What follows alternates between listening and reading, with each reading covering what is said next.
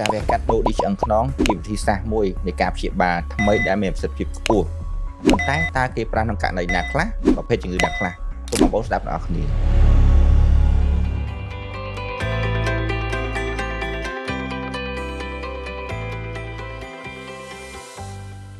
ជេបសុលគូបាទជំរាបសួរ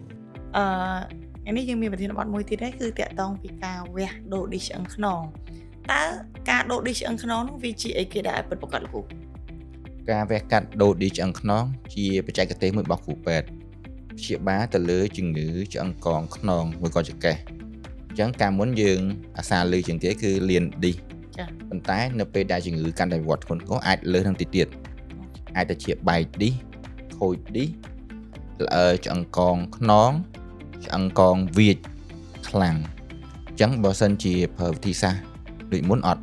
មានប្រសិទ្ធភាពទេអ្នកជំងឺអាចត្រូវការទទួលវិធីសាស្ត្រព្យាបាលថ្មីគឺវះកាត់ដូរឌីនៅឆ្អឹងកងខ្នងហ្នឹងអញ្ចឹងយើងដូរឌីនឹងចេញដាក់ឌីសបានិមិត្តចូលហើយយើងអបដែកអញ្ចឹងបានន័យថាយើងយកឌីដែលលានឹងចេញហើយបើសិនជាវាមានធ្ងន់ធ្ងរដូចលោកគ្រូនិយាយទៅនឹងវាអត់ធូរទេតែយើងយកឌីលានឹងចេញហើយដូរឌីឆ្អឹងខ្នងទៀតបានជួយគាត់បានច្រើនអត់បាត់ឈឺចុះលោកគ្រូអញ្ចឹងអាហ្នឹងវាអាចជាករណីមួយដែលថាអ្នកខ្លះគាត់វះហើយគាត់អត់បាត់ឈឺអាចមកពីពួកអាហ្នឹងដែរលោកគ្រូវាអាចដែរក្នុងករណីមួយចំនួនយើងគិតថាគាត់លៀនឌីឆ្អឹងកងហើយយើងយកឲ្យគាត់អត់បាត់ឈឺចាគាត់នៅតែឈឺអញ្ចឹងការថតមានការថតច្រើនអាចជាការថតដែលឲ្យអ្នកជំងឺអោនខ្លាំងឬមួយក៏ថយមកខ្លាំងដើម្បីមើលតើឆ្អឹងខ្នងយើងល្អិតអត់ចាយើងមើលទៀតតើឌីនឹងខូចអត់ចាបែកមានចូលខ្យល់តើឆ្អឹងកងគាត់វាចអត់ហ្នឹងវិធីសាស្ត្រនៃការមើលស៊ីជម្រៅមើលច្រើនដងផ្ទៀងផ្ទាត់មើលចាប៉ុន្តែអាករណីនេះយើងចង់និយាយថាយើងអាចមានករណីដែលថាយើងអាចដូរឌីហើយយើងចាប់ដៃឆ្អឹងខ្នងទៀតជាមួយគ្នាលោកគ្រូអាចអាហ្នឹងដែរលោកគ្រូទៅអត់ជាធម្មតាបើដូរហើយក្នុងករណីដែលយើងអត់អបដែកទេឌីនឹងអត់មាំល្អទេយើងត្រូវអបដែកជំនួយជានិច្ចគ្រប់ការវះកាត់ដើម្បីឲ្យឆ្អឹងកងហ្នឹងមាំចាគោលបំណងរបស់យើងគឺឲ្យឆ្អឹងកងគាត់មាំហើយត្រង់មកវិញអញ្ចឹងបានន័យថាដូរឌីត្រូវតែចាប់ដៃពីគោលដៅរបស់យើងគឺធ្វើម៉េចឲ្យអាចចង្កេះហ្នឹងមាំចង្កេះមាំចុះការដូរឌីឆ្អឹងខ្នងហ្នឹងភាគច្រើនលោកគ្រូជួបប្រទះនៅវ័យប៉ុណ្ណាដែរលោកគ្រូដែលដល់ថ្នាក់ដូរឌីឆ្អឹងខ្នងអញ្ចឹងលោកគ្រូសម្រាប់បទពិសោធន៍ពួកខ្ញុំអ្នកជំងឺដែលមានវ័យប្រហែលជា40ឡើងជាច្រើនគាត់ថាអាចមានដែរក្មេងជាងនឹងឧទាហរណ៍អ្នកជំងឺដែរក្មេងៗក្នុងករណីដែលគាត់លើកធ្ងន់មែនតើឬមួយក៏ឌីគាត់ខូចបែកខ្លាំងឬមួយក៏គាត់ល្អខ្លាំងទេ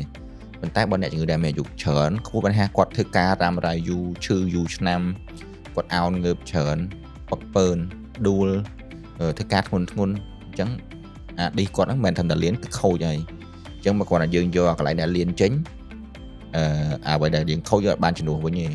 អញ្ចឹងបើយកបានជំនួសវិញគឺវានឹងនៅទាំងគឺល្អិលមកគៀបមួយសរសៃរបស់យើងអញ្ចឹងបើសិនជាយើងចង់ឲ្យគាត់បាត់ឈឺហើយយើងធ្វើរោគវិនិច្ឆ័យទៅសង្ស័យជំងឺរបៀបហ្នឹងគឺការវះកាត់ដែលអបដែកដូរឌីហ្នឹងជាវិធីសាស្ត្រល្អជាងគេហើយមកករណីទៀតមានពុកម៉ែបងប្អូនគាត់សួរបែកឌីអាបែកឌីហ្នឹងមិនដែរលោកគ្រូវាជាករណីក្នុងករណីគេខ្លះលោកគ្រូបានគាត់ចេះតែមានពាក្យសួរមួយថាបែកឌីមើលខ្ញុំជាអត់បែកឌីមើលខ្ញុំជាអត់ហ្នឹងលោកគ្រូខ្ញុំគិតថាគាត់សំដៅទៅលើការដួលឬមួយក៏ការខូចរបស់ឌីសនៅឆ្អឹងកងចង្កេះហ្នឹងហើយអញ្ចឹងតើជាការបែកមែនអត់វានៅសុកវាអាចបែកទេវាគាត់ថាខូចទៅគាត់អាចអោនអីមួយទៅសកត់លើវាធ្វើអាដុំឌីហ្នឹងវាចេញមកចា៎បាទអញ្ចឹងបើសិនជាបើវិសោធន៍ខ្ញុំមើលទៅថាអ្នកជំងឺមានបញ្ហាឌីគាត់ខូចហើយវាបែកមួយក៏វាល្អិលខ្លាំងធម្មតាវិធីសាស្ត្រនៃការព្យាបាលគឺអបដែកដូរឌីសថ្មីឲ្យគាត់ប៉ុន្តែបើសិនជាអ្នកជំងឺនឹងគ្រាន់តែលៀនទេលៀនឌីសនៅឆ្អឹងកងហើយគៀបមួយសរសៃអាចឆ្វេងស្ដាំជាធម្មតាឈឺខ្លាំងយើងអាចវះកាត់គ្រាន់ថាដកឌីសនេះចេញគឺគ្រប់គ្រាន់ហើយចុះបើសិនជាយើងឈានដល់ការដូរឌីសឬក៏ចាប់ដៃឆ្អឹងខ្នងហ្នឹងរយៈពេលមួយថ្ងៃដែរដែលគាត់អាចងើបដើរបានតាមពិតដូរឌីសមានតិចបច្ចេកទេសច្រើនហ្នឹងតាក់ទងទៅលើបច្ចេកទេសរបស់គ្រូពេទ្យគាត់ចូលចិត្តឡៃណាហើយជំងឺរបស់គាត់ត្រូវលើកលៈទេសៈមួយណាដែរបើសិនជា អ្នកជំងឺដែលអត់សូវបាក់ខ្លាំងទេត្រឹមអាច2 3ថ្ងៃគាត់អាចងើបដើរបានហើយប៉ុន្តែបើសិនជាក្នុងករណីដែលជំងឺដែលពិបាកបើថាគាត់ខូចច្រើនកង់ការដូររបស់គាត់ហ្នឹងគឺឆ្អឹងគាត់ខូចខ្លាំងត្រូវកាត់ឆ្អឹងបន្ថែមតម្រូវឬមួយក៏ដាក់ដែកច្រើនកង់ហើយមួយក៏គាត់មួយទៀតបើករបួសរៀងធំអញ្ចឹងគាត់រៀងឈឺយូរអញ្ចឹងត្រូវការពេលយូរអ្នកខ្លះអាច5ថ្ងៃទៅមួយអាទិត្យជាធម្មតាគឺខ្ញុំគិតថាចន្លោះពី5ថ្ងៃទៅ10ថ្ងៃគាត់ចាប់ដើមរៀងធូរងើបដើរអីរៀងស្រួល អញ្ចឹងការដូរឌីសឬក៏ការបែកឌីសនៅឆ្អឹងខ្នងហ្នឹងយើងអាចចេះតែឆ្លើយសំណួរទៅតាម page ឬក៏ទៅតាម Telegram បានទេអញ្ចឹងបើសិនជាពុកម៉ែបងប្អូនសង្ស័យបញ្ហាខ្លួនឯងជាបញ្ហាអីឲ្យប្រកាសសម្រាប់ខ្ញុំជាវិជ្ជាបណ្ឌិតដែរយើងអត់មានអីក្រៅពីយើងមកជួបពីគ្រូផ្ទាល់ជាមួយនឹងវិជ្ជាបណ្ឌិតឯកទេសព្រោះពេលដែលយើងមកជួបគ្នាយើងដឹងថាការឈឺចាប់ហ្នឹងនៅកន្លែងណាគួរតែថតអីគេឲ្យវាច្បាស់ពិតប្រាកដអញ្ចឹងបើសិនជាពុកម៉ែបងប្អូនមានការឈឺចាប់រ៉ាំរ៉ៃនៅឆ្អឹងខ្នងកុំទុកឲ្យវាធ្ងន់ធ្ងរកុំភ្លេចមកពីគ្រូជំងឺមួយវិជ្ជាបណ្ឌិតឯកទេសដែលនៅក្បែរមិនមែនថានៅ clinic យើងឯងនៅណាក៏ដោយតែពុកម៉ែបងប្អូនទុកចិត្តអាចទៅពីគ្រូទៅស្ដាប់ទៅថាអូលោកគ្រូនិយាយមិនដែរអញ្ចឹងដើម្បីយើងរកវិធីសាស្ត្រមួយឲ្យត្រឹមត្រូវនៅក្នុងការព្យាបាលរបស់យើងលោកគ្រូជាចុងក្រោយសូមលោកគ្រូជួយ5ផ្ញើទៅពុកម៉ែបងប្អូនឲ្យតែងតែតាមដានលោកគ្រូបាទជាចុងក្រោយខ្ញុំសូមផ្ដាំផ្ញើថាសម្រាប់បងប្អូនកុំព្យាយាមធ្វើរោគវិនិច្ឆ័យដោយខ្លួនឯង